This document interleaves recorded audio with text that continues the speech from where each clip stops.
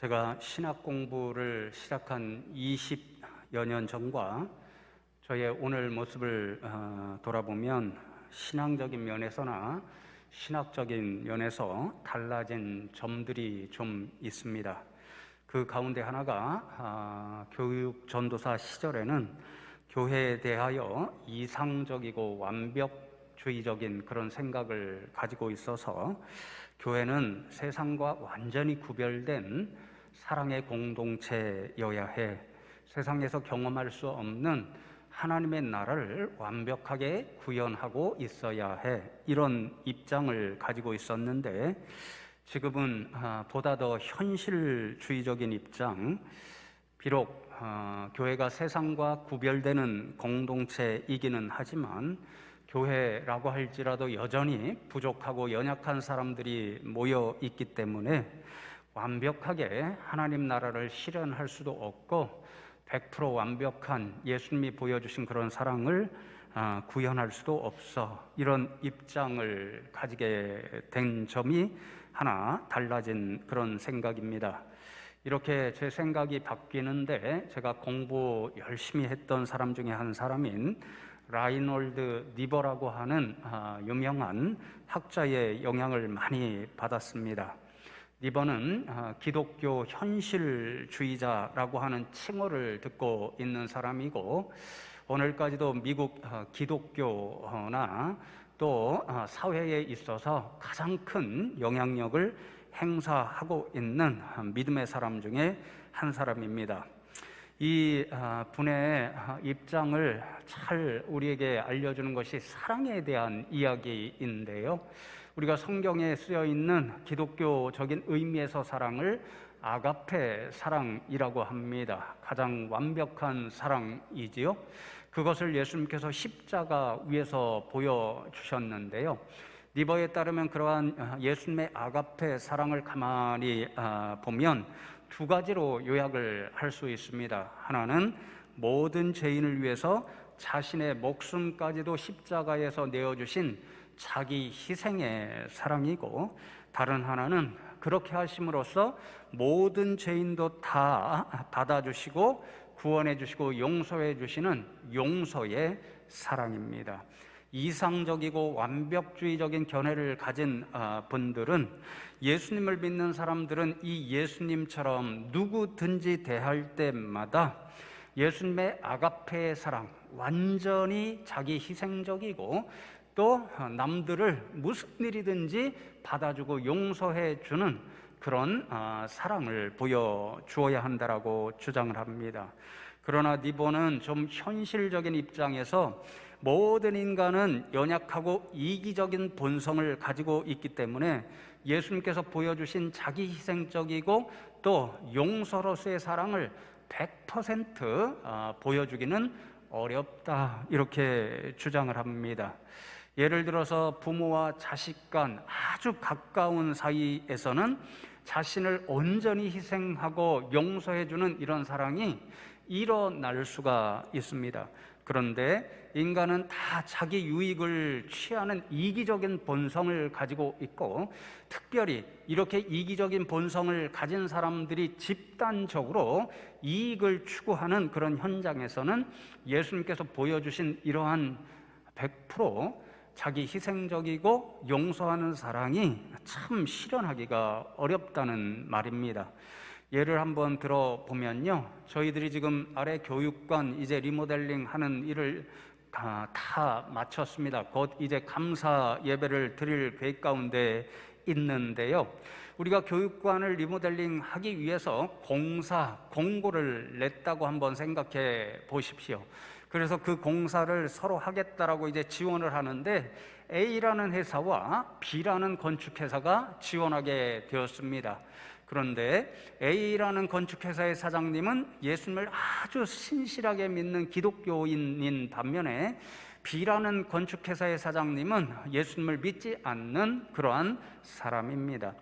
A 회사의 사장님이 가만히 들어보니까 자기는 정말 예수님의 사랑을 보여줘야 할 기독교인이지만 B라는 건축회사의 사장님은 예수님을 모르는 사람이니까요, 그러니까 십자가에서 보여주신 예수님의 사랑, 100% 자기를 희생하고 헌신하는 그 사랑을 본받아서 B라는 회사에게 그 공사를 양보합니다. 여러분, B라는 사람은 굉장한 유익을 얻을 수 있겠죠. 그런데 여러분, A라는 회사, 정말 신실하게 예수님을 믿는 사장님이신 그 A 회사라는 회사는 어떻게 될까요? 계속해서 희생하고 또 양보만 하다 보면 결국 그 회사는 망할 수밖에 없습니다. 그러니까 니버의 생각에 따르면요, 이러한 집단적인 이익을 추구하는 현장에서는 예수님께서 우리 인생들에게 보여주신 자기 희생하고 또 용서하는 그 사랑을 100% 완벽하게 실현하기가 어렵다라는 거죠. 그래서 니버는 현실적인 입장에서 근사치의 사랑, 100% 완벽한 사랑, 예수님께서 저 십자가에서 보여주신 자기 희생적이고 용서하는 그 사랑 100%를 보여주지 못하기 때문에 그 사랑에 가능하면 가까이 갈 수 있는 사랑을 실현하는 것이 인간적인 한계를 가진 저희들이 할 수 있는 최선의 방법이라는 거죠. 여러분, 이러한 니버의 현실적인 입장을 제가 공부하면서 교회에 대하여 아주 이상적이고 완벽주의적인 그런 생각을, 신학을 공부할 때 처음에 가졌었지만 보다 더 현실적인 생각을 오늘날은 하게 됩니다. 성경의 예를 들어보아도 그렇습니다. 오늘날 교회가 여러 가지 위기를 경험하고 세상으로부터 염려의 대상이 되고 비난의 대상이 되고 있습니다. 그래서 일부 목사님들은 이러한 교회의 위기를 회복하기 위해서 초대교회의 모습을 회복해보자 하는 운동을 벌이고 있습니다. 왜냐하면 그분들이 볼 때에 이 성경에 나타난 특별히 초대교회 사도행정적 교회가 역사상 존재했던 가장 완벽하고 이상적인 교회이기 때문에 그 초대교회의 모습을 본받으면 오늘날 교회의 위기도 극복할 수 있다, 이렇게 생각하기 때문입니다. 여러분, 우리가 사도행전을 보면요, 초대교회는 성령이 충만한 그런 교회였습니다.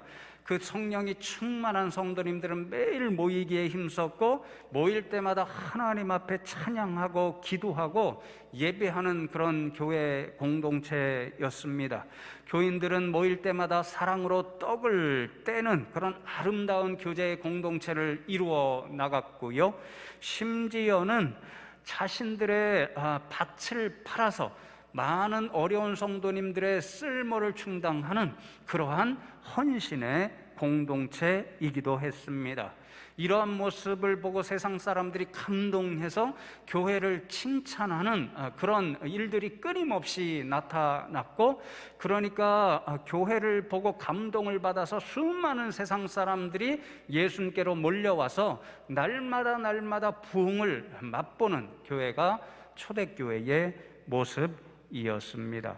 여러분, 이러한 초대교회의 모습을 회복하면 오늘날 세상으로부터 염려의 대상이 되고 비난의 대상이 되는 교회도 세상으로부터 칭찬받고 다시 한번 거룩한 부흥을 꿈꿀 수 있다, 이렇게 생각하는 거죠. 저도 간혹 그러한 초대교회의 아름다운 모습들을 우리가 다시 한번 본받고 회복해야 된다, 이렇게 생각합니다. 그런데 그럼에도 불구하고 우리가 놓쳐서는 안 되는 한 가지 사실이 있습니다. 초대교회가 인류 역사상 존재했던 가장 완벽하고 이상적인 교회의 모습이었을지라도 그 교회 역시 완벽한 그러한 교회는 아니었다는 사실입니다. 그 교회에도 여전히 문제가 있었고 어려움이 있었다는 것을 우리는 잊지 말아야 합니다. 예를 들어 사도행전 6장 말씀을 보시면요, 헬라파 유대인들, 이방 지역에서 살다가 이제 예루살렘으로 돌아와서 예수님을 믿게 된 그런 성도님들이죠. 그분들과 히브리파 사람들, 여전히 예루살렘에 계속 살다가 예수님에 대한 복음을 듣고 예수님을 믿게 된 그런 성도님들이죠. 그 둘 사이에 큰 갈등이 일어난 것을 보게 됩니다. 헬라파 유대인들이 가만히 보니까요, 자신들에게 속한 여러 어려운 분들이 있는데 히브리파 유대인들에 속한 어려운 분들보다도 구제를 많이 받지 못하는 것을 보게 됩니다. 그러니까 그 일로 인해서 크게 불평하고 불만이 생겨서 교회에 어려움이 생겼습니다. 그런 어려움을 해결하기 위해서 초대교회 사도들이 자신들은 말씀 전하는 일과 기도에 집중하는 대신에 7 집사님을 세워서 그러한 구제 일을 담당시킴으로써 그러한 어려움을 해결해 나가는 모습을 보게 됩니다. 그러니까 여러분, 이러한 초대교회의 모습을 보아서도 우리가 정말 중요하게 생각할 것이 무엇이냐면요, 교회는 정말 완벽해야 하는데 왜 이런 문제가 생기는 거지? 교회에 대하여 실망이네, 이런 생각을 가지는 것이 아니라 현실적으로 생각해 보면 교회에 모이는 저와 여러분 성도님들도 여전히 연약한 사람들이기 때문에 교회일지라도 문제가 생길 수 있어, 어려움이 생길 수 있어. 그런데 우리는 함께 예수님을 믿는 사람들이니까 이런 어려움, 이런 문제가 생기면 함께 기도하고 협력해서 이 문제를 잘 해결해야 돼, 이런 생각을 가지는 것이 정말 중요하다는 것을 우리는 알아야 합니다. 여러분, 오늘 로마에서의 말씀을 살펴보아도 똑같습니다. 로마 교회는 사도행전 2장 말씀을 보면요, 예수님께서 약속하신 성령 충만함의 역사가 마가의 다락방에 모였던 120명의 성도님들에게 뜨겁게 임하게 되잖아요. 그때 가장 먼저 일어난 사건이 방언의 사건이었습니다. 그런데 말씀을 읽어보면 그 방언이 어떤 모습으로 들려지냐면요, 열방에 흩어져 있는 각 족속의 언어들로 그 방언의 음성이 들려옵니다. 그 자리에 로마에서 온 사람들도 있었는데요, 이 초대교회 성도님들이 방언하며 그런 역사를 보여주는 것을 들었을 때에 로마 사람들의 언어로 자기 귀에 들려오게 되었습니다. 그런 일을 통해서 예수님을 알게 되었고 예수님을 믿은 그런 로마에서 온 사람들이 이제 로마로 돌아가서 자생적으로 예수님을 믿는 교회 공동체가 태어나게 되었습니다. 이 로마 교회의 핵심 역할을 하신 분들이 우리가 잘 아는 브리스길라와 아굴라 부부였습니다. 이 부부는 꽤 돈을 번 분들이었는데요, 예수님의 교회를 위해서 기꺼이 자신의 집을 내어놓게 되었고 그 가정교회로부터 로마 교회가 점점 더 부흥하고 성장하는 은혜를 맛볼 수 있었습니다. 여러분, 이러한 모습들을 생각해 보면 로마 교회가 참 희생적이고 사랑이 넘치는 그런 아름다운 교회로 세상에 태어났고 아름다운 교회로 성장해 갈 수 있었음을 알 수 있습니다. 그러나 여러분, 오늘 말씀해 보면 이렇게 아름다운 로마 교회 역시 이상적이고 완벽한 교회는 아니었음을 알 수 있습니다. 로마 교회도 안타깝게도 성도님들을 서로 분열시키고 마음을 아프게 하는 심각한 문제가 있었습니다. 오늘 나누는 로마서 15장의 말씀은요, 이런 로마 교회의 안타까운 문제를 해결하기 위해서 하나님의 영감을 받은 사도 바울이 들려주는 실질적이고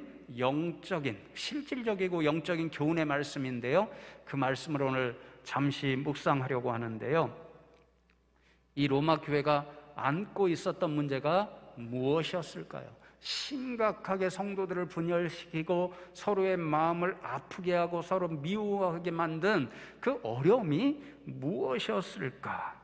오늘 이 말씀은요, 14장부터 이어지는 결론의 말씀이거든요. 14장 1절로 3절을 보면 로마 교회를 심각하게 분열시키고 아프게 했던 문제가 무엇이었는가를 우리는 분명하게 알 수 있습니다. 제가 천천히 읽어드립니다. 믿음이 연약한 자를 너희가 받되 그의 의견을 비판하지 말라. 어떤 사람은 모든 것을 먹을 만한 믿음이 있고 믿음이 연약한 자는 채소만 먹느니라. 먹는 자는 먹지 않는 자를 업신여기지 말고 먹지 않는 자는 먹는 자를 비판하지 말라. 이는 하나님이 그를 받으셨음이라. 이렇게 말씀합니다. 로마 교회의 성도님들을 분열시키고 서로 갈등하게 만든 문제의 핵심이 무엇이었냐면요, 먹는 문제였습니다. 고기를 먹어도 되는가, 아니면 먹지 말아야 하는가, 이것이 굉장히 심각한 문제였습니다. 여러분, 오늘 듣고 있는 저와 여러분은요, 아니 무슨 고기를 먹는 문제로 인해서 이렇게 성도님들이 갈라져서 서로를 심각하게 미워하는 그런 분열의 문제가 생겼을까, 이렇게 생각하실 수도 있습니다. 그런데 당시의 상황은 이것이 결코 만만한 문제가 아니었습니다.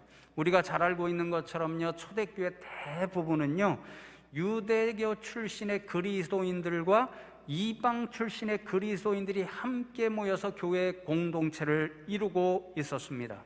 로마 교회도 마찬가지였습니다.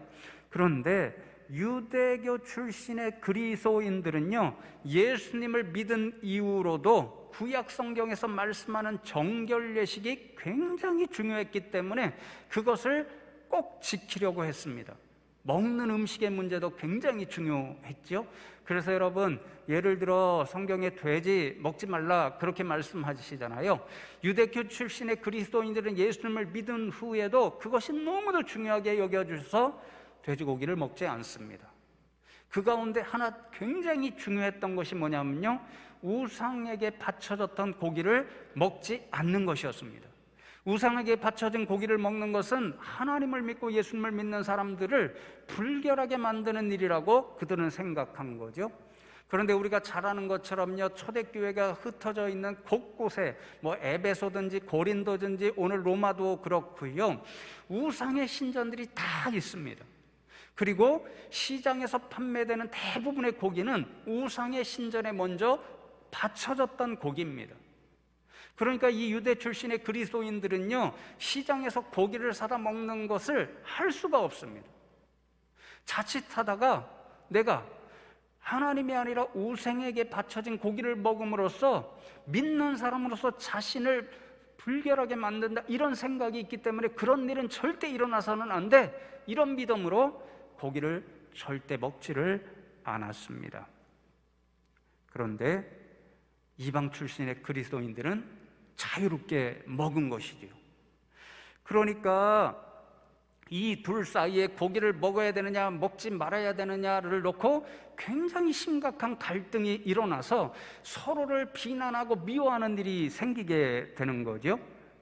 고기를 먹지 않는 성도님들은 고기를 먹는 성도님들, 먹지 않는 성도님들이 연약한 성도님들이라고 기록된 분들이고, 먹는 사람들이 강한 사람들이라고 기록된 분들입니다. 그러니까 믿음이 연약해서 고기를 마음껏 먹지 못하는 사람들은요, 고기를 마음껏 먹고 있는 성도님들을 향해서 아니 어떻게 우상에게 드린 고기를 먹을 수 있느냐, 너희들은 진짜 하나님을 믿는 것이 아니라 사실상 우상을 숭배하는 사람들이나 똑같아, 이렇게 비난하고 정죄했습니다. 비판한다는 말에 정죄한다는 말이 들어가 있거든요. 반면에 고기를 먹는 성도님들은 먹지 않는 성도님들을 향해서 아니 저렇게 걱정이 많고 믿음의 수준이 연약해서 어떻게 살아가겠다고 생각하는 거지, 이렇게 업신여기고 경멸하였습니다. 그러니까 고기를 먹는 문제를 놓고 서로 심각하게 갈라져서 다투고 갈등하고 비난하고 업신여겨서 미워하는 그런 어려움이 생기고 말았습니다. 이렇게 분열하고 서로 미워하는 로마 교회의 성도님들에게 사도 바울이 제시한 해결책을 한마디로 요약할 수 있습니다. 오늘 본문 앞 15장 7절 말씀에 보면요, 이렇게 권면합니다. 그러므로 그리스도께서 우리를 받아 하나님께 영광을 돌리심과 같이 너희도 서로 받으라, 그렇게 권면하죠. 사도 바울의 영적이고 실질적인 해결책은요, 서로 받으라는 것이었습니다. 받는다는 이 말씀은 용납한다, 수용한다, 이런 뜻입니다. 고기를 먹느냐 먹지 않느냐 문제를 두고 서로 갈라져서 미워하니까 서로를 용납하고 수용하지를 못했습니다. 오히려 서로 비난하고 정죄했고 한쪽에서는 업신여기고 경멸했습니다. 그러니까 서로 미워하는 일을 그치지 못하고 용납하고 받아들이지를 못했습니다. 그러니 그들을 향하여 그러한 일을 중단하고 제발 서로 받으라, 서로 용납하고 수용하라, 이러는 거죠. 그런 일이 가능하려면 어떻게 해야 되겠죠? 남들의 입장을 충분히 이해해 주어야 합니다. 예를 들면 고기를 먹는 성도님들은 먹지 않는 성도님들을 향해서, 그래, 예수님을 믿은 이후에도 여전히 정결 예식을 지켜서 하나님 앞에 조금 더 거룩한 사람들이 되려고 저렇게 애쓰고 있는 것이니까 그거 참 그래도 예쁜 일이지, 이렇게 이해해 주라는 거죠. 반면에 고기를 먹지 않는 성도님들은 먹는 성도님들을 향해서 비록 고기를 먹고 있지만 그래도 예수님만이 우리의 구원자라고 하는 그 믿음은 분명하게 지키고 있으니까 그래도 저 사람들은 예수님의 사람들이지, 이렇게 생각하고 서로 이해하면 정죄하는 것이 아니고 경멸하고 업신여기는 것이 아니라 서로 용납하고 수용하는 믿음의 공동체, 그래서 하나의 가족이 될 수 있는 공동체를 이룰 수 있으니 사도 바울은 그들을 향하여 제발 서로 받아주십시오, 제발 서로의 차이를 정죄하고 업신여기지 말고 이해하여서 서로 용납하고 수용해 주십시오, 이렇게 권면합니다. 여러분, 사도 바울이 이렇게 서로 받으라고 권면할 수 있는 근거가 있습니다. 바로 예수님께서 먼저 그들을 받아주셨기 때문입니다. 예수님께서 사람들을 받아주실 때에 구별하여서 누구는 받고 누구는 받지 않으신 것이 아니라는 거죠. 야, 고기를 먹지 않는 너희들 거룩하게 애쓰려고 노력하니까 그래, 너희들이 예뻐, 그러면서 고기를 먹지 않는 분들만 예수님이 받아주신 것이 아니었습니다. 반대로, 야, 너희들 고기를 먹는 거 보니까 믿음도 크고 고기술을 먹어서 그러니까 살도 통통하고 예뻐, 그러니 너희들만 받을게, 이렇게 해서 고기를 담대하게 먹는 사람들만 예수님이 받아주신 것도 아니었습니다. 예수님은 고기를 먹느냐 먹지 않느냐 그러한 사람들을 구분하지 않으시고 둘 다를 받아주시고 자신의 교회의 성도로 삼아 주셨습니다. 여러분, 8절과 9절 전반절의 그러한 예수님의 받아주신 사건을 이렇게 사도 바울은 우리들에게 적어서 깨닫게 해 줍니다. 내가 말하노니 그리스도께서 하나님의 진실하심을 위하여 할례의 추종자가 되셨으니 이는 조상들에게 주신 약속들을 견고하게 하시고 이방인들도 그 긍휼하심으로 말미암아 하나님께 영광을 돌리게 하려 하심이라. 8절 말씀은 무엇인지 금방 들어오시지요. 구약 성경에 보면 메시아 그리스도는 유대인의 후손, 정결 예식을 철저하게 지켰던 할례자의 후손으로 오신다라고 말씀하셨습니다. 예수는 세상에 육신을 입고 오셨을 때에 이 말씀을 이루기 위해 육신으로 유대인의 후손으로 오셨고 유대인처럼 할례를 받으셨습니다. 그러한 일들을 통해서 예수님께서는 구약 성경에 이루어진 모든 메시아 그리스도에 대한 예언 사건이 예수님 자신에게서 성취되었음을 보여주셨고, 그래서 유대인들을 받아주시기 위해 그런 일을 감당하셨습니다. 그런데 9절을 보면 예수님은 그러한 유대인만 받으신 것이가 아니고 구원하신 것이 아니었습니다. 예수님께서는 이방인들도 긍휼하고 불쌍히 여기셔서 그들도 받아주시고 구원해 주시는 메시아 그리스도인입니다. 그러니까 예수님은 유대인도 이방인도 구별하지 않고 모두를 그들의 죄에도 불구하고 받아주시고 용서해 주시고 구원하시는, 그래서 인류 모두를 위한 메시아 그리스도 구원자가 되십니다. 여러분, 이러한 사실을 한 절로 요약해 주시는 말씀이 오늘 함께 읽은 15장 12절의 말씀입니다. 또 이사야가 이르되 이새의 뿌리 곧 열방을 다스리기 위하여 일어나시는 이가 있으리니 열방이 그에게 소망을 두리라 하였느니라. 열방, 세상의 모든 민족이 어떻게 예수님께 소망을 둘 수 있습니까? 예수님께서 유대인도 이방인도 모든 열방의 백성도 구별하지 않고 받아주시고 다 용서하시고 모든 민족을 구원해 주시기 때문입니다. 그래서 예수님은 세상 모든 민족의 구원자가 되시고 그래서 열방의 소망이 되시는 메시아 그리스도십니다. 그러므로 사도 바울은 이러한 예수님을 믿는 교회 공동체가 어떤 믿음의 공동체가 되어야 하는가? 고기를 먹는 성도님들도 고기를 먹지 않는 성도님들도 다 예수님이 받아주시고 구원해 주신 분들이기 때문에 동일하게 이미타치오 크리스티, 예수님을 본받아서 서로를 받아야 합니다.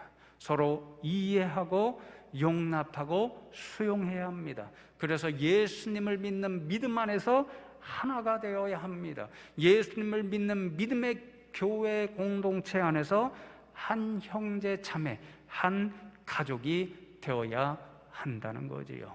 여러분, 오늘 이 말씀을 듣고 있는 저와 여러분도 똑같습니다. 저와 여러분 모두가 예수님께서 받아주시고 구원해 주시고 자신의 교회 공동체인 숭실교회 성도님들로 다 불러주신 분들입니다. 그러므로 저와 여러분도 어떠한 믿음의 사람들이 되어야 하는가? 이미타치오 크리스티, 예수님을 본받아 서로를 받는 믿음의 공동체가 되어야 합니다. 그래서 여러분, 오늘 말씀 들은 것을 우리가 우리의 삶의 영역에서 가장 먼저 적용시켜야 할 장소가 어딘가? 바로 이곳, 예수님께서 자신의 몸을 핏값으로 주고 사신 이 숭실교회 공동체, 저와 여러분이 맨날 믿음의 공동체 가족으로 만나는 서로에게 적용시켜야 하는 말씀이 오늘 말씀입니다. 그래서 여러분 15장 5절과 6절 말씀을 보시면요, 이렇게 우리들에게 말씀하십니다. 이제 인내와 위로의 하나님이 너희로 그리스도 예수를 본받아 서로 뜻이 같게 하여 주사 한 마음과 한 입으로 하나님 곧 우리 주 예수 그리스도의 아버지께 영광을 돌리게 하려 하노라. 그렇게 말씀합니다. 하나님께서 저와 여러분 모두가 예수님을 본받기를 원하십니다. 무엇을 본받기를 원하실까요?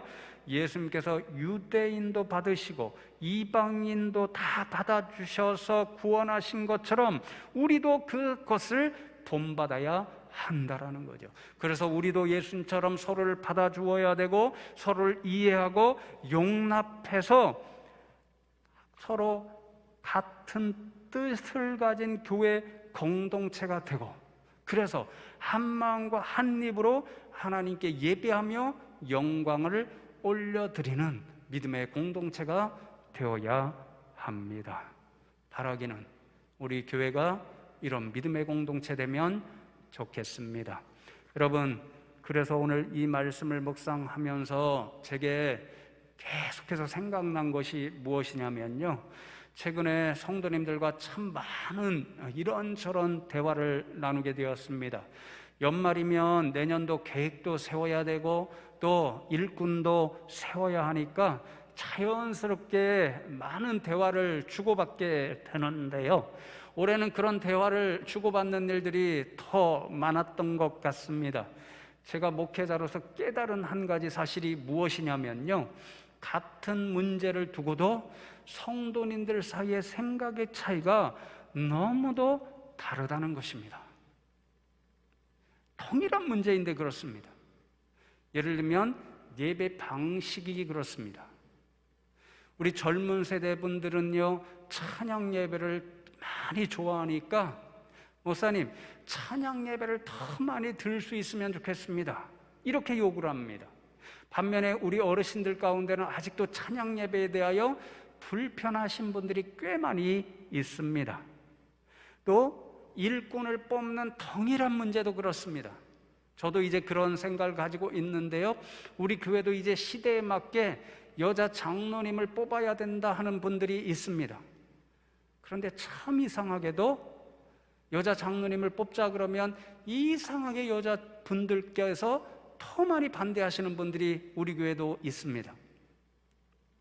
또 어떤 분들은요, 제가 무슨 11조 설교 이런 것을 안 하니까요, 목사님 헌금 설교를 해 주셔야 됩니다, 이렇게 이야기하는 분들이 있는가 하면, 어떤 분들은 헌금은 자발적으로 드려야 하나님이 기뻐하시는 일 아닙니까? 이렇게 말씀하시는 분들도 있습니다. 교회 봉사도 비슷합니다. 목사님 큰 일을 가지시고 무조건 임명하시고 이거 해야 돼, 이렇게 말씀하십시오, 이렇게 하시는 분들이 있는가 하면, 어떤 분들은 그렇게 강요하면 무슨 자발적으로 하는 것도 아니고 은혜가 됩니까? 만일 그렇게 강제적으로 맡기면 저는 교회를 떠나겠습니다, 이렇게 이야기하는 분들도 있습니다. 여러분, 담임 목사로서 제가 어떤 분들의 의견을 받아야 합니까? 저한테 제 의견만 받아주십시오 그러면 저를 엄청나게 괴롭히는 일입니다. 생각해 보십시오. 이런 차이가 정말 우리가 포기해야지 말아야 할 진리를, 예를 들면 예수님만이 우리의 구원자가 되십니다라고 하는 이 구원의 진리를 훼손하나요? 아니면 성경에 기록된 반드시 우리가 생명을 지키고 걸고라도 지켜야 할 하나님의 진리들을, 이러한 것들이 왜곡시키나요? 그렇지 않습니다. 어떤 일들에 대한 생각의 차이입니다. 그리고 제가 담임 목사로서 가만히 들어보면요, 서로 다른 견해들이 다 일리가 있습니다. 믿음에서 나온 일들이고요, 교회를 사랑하기 위해서 나온 일들이고요, 우리 교회를 더 아름답고 미래적으로 꾸며나가자고 하는 그런 생각들을 담아서 주시는 이야기들입니다. 중요한 것은 그래서요, 누가 옳으냐 이런 일이 아닙니다. 정말 중요한 것은 모두가 교회를 사랑하는 마음에서 하는 일이고, 교회를 사랑하는 마음에서 생각의 차이니까 정말 오늘 말씀처럼 그 생각의 차이를 이해하고 서로 용납하고 수용하고 받아들이고 대화하고 소통해서 정말 조금 더 좋은 방법이 무엇일까 함께 만들어나고 합의하고 그 일을 위해서 함께 달려가고, 그러는 것이 우리 가운데 진짜 일어나야 할 일들이다, 그런 생각을 하게 되는 거죠. 그렇게 되면 오늘 말씀을 통해서 우리가 받는 교훈처럼 온 우리 교회 성도님들이 하나의 뜻을 가지고 하나의 마음과 하나의 입으로 하나님을 찬양하고 예배하는 믿음의 공동체, 그래서 하나님께서 우리 교회 공동체를 보시면 영광 받아주시는 그런 교회 공동체가 될 수 있다라고 확신합니다.